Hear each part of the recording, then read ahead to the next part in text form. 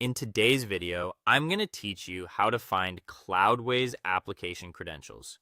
If you ever need to give someone access to just one website or connect a tool like an SFTP client without exposing your entire server, this is the safer way to do it.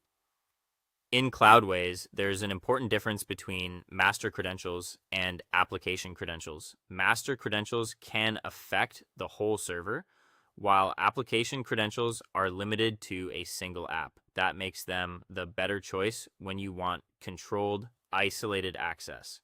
To begin, open your browser and sign in to your Cloudways account from the main platform login page.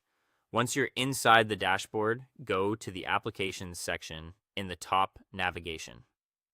This area shows all of the websites and apps connected to your account. From there, find the specific application you want to work with and open it. As soon as the application dashboard loads, you'll usually land on the Access Details page. This is where the key information is organized. First, look for the Admin Panel section. In this area, Cloudways shows the login URL for your website's backend, along with the admin username and password. The password may be hidden for security, but it's still available there.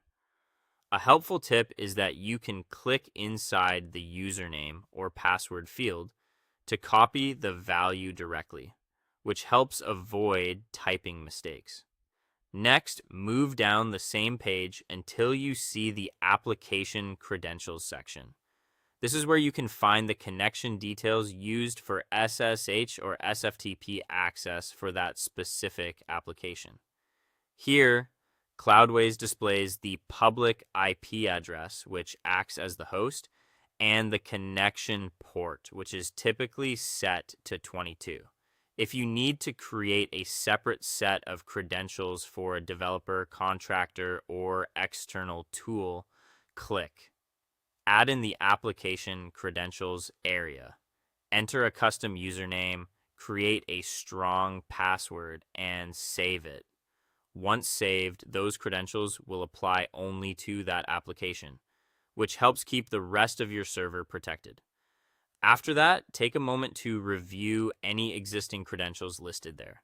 If you need to change a password, click the edit icon beside the credential entry, update the password, and save your changes. If someone no longer needs access, use the delete icon to remove that credential and immediately revoke their SSH or SFTP connection. Before you finish, do a quick review of the credential list and connection details to make sure everything is correct. Confirm that the right application is selected, the host information matches your server, and only the users you want still have access.